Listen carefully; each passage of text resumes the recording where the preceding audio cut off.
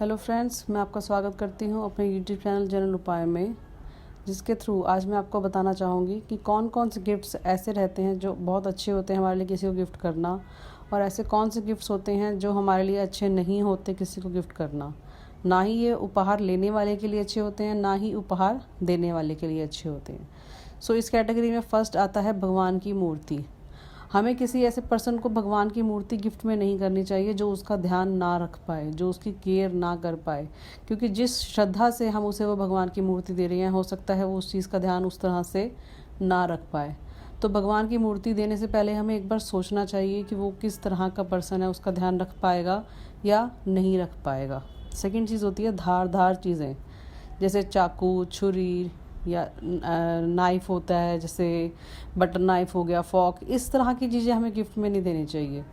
इससे क्या होता है, जिसे आप गिफ्ट करते हैं तो आपस में एक मनमुटाव सा आना शुरू हो जाता है, एक जो कहते हैं ना कि मन में कड़वाहट आनी शुरू हो जाती है। तो हमें इसलिए धारदार चीज़ें किसी को गिफ्ट में नहीं करनी चाहिए, और हमें किसी को रुमाल और पेन भी गिफ्ट में नहीं देना चाहिए। ये तो बहुत पहले से ही चलता आ रहा है कि हमें किसी को रुमाल और पेन नहीं देना चाहिए। इससे क्या होता है कि आपकी जो आपस की बॉन्डिंग होती है वो थोड़ी धीरे धीरे ख़त्म होनी शुरू हो जाती है। ऐसा नहीं है कि एकदम से ही होता है, लेकिन धीरे धीरे एक कहते हैं ना कि खटास आनी शुरू हो जाती है रिश्तों में, तो वो आना इससे शुरू हो जाता है। हमें किसी को पानी वाला फाउंटेन जो होता है, जिसमें से पानी गिर रहा होता है, जो उस तरह के फाउंटेन इलेक्ट्रिक वाले या नॉन इलेक्ट्रिक जो भी होते हैं, वो भी हमें किसी को नहीं देने होते। इससे क्या होता है, इससे आर्थिक क्षति होती है, आपकी भी और जिसको आप गिफ्ट कर रहे हैं उसकी भी। जिस तरह से वो पानी बहता है उस तरह से आपकी तिजोरी से या आपके घर से लक्ष्मी धीरे धीरे निकलने लगती है। तो इसलिए हमें किसी को पानी वाला फाउंटेन भी गिफ्ट नहीं करना चाहिए।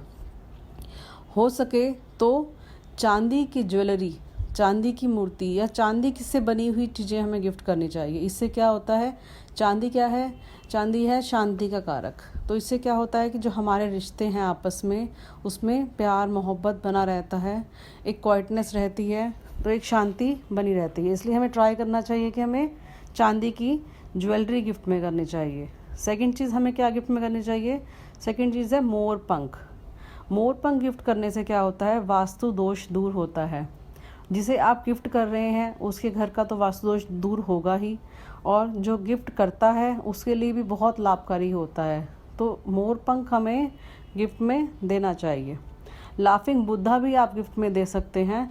क्यों? क्योंकि वो किसी के लिए एक प्यार वाली चीज़ है कि आप किसी को दे रहे हैं तो उसके घर में वो खुशियाँ लेके आएगा, और ऑब्वियसली जब आप गिफ्ट कर रहे हैं तो वो आपके घर में भी बहुत सारी खुशियाँ लेके आएगा। आप मिट्टी का सामान गिफ्ट में कर सकते हैं। जैसे आप मार्केट में जाएंगे तो आपको मिलते हैं मिट्टी के घोड़े होते हैं, सुंदर सुंदर गमले होते हैं, और बहुत सारी मिट्टी की चीज़ें आजकल तो मार्केट में मिलने लग गई हैं। ये हमें मिट्टी की चीज़ें दान करनी चाहिए, ये दोनों के लिए ही बहुत अच्छा होता है।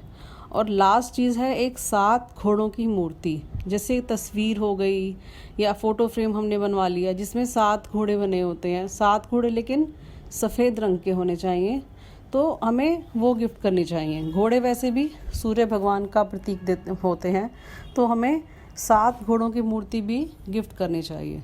So thank you friends, hope so कि ये वीडियो आपके लिए यूज़फुल रहेगा। Thank you.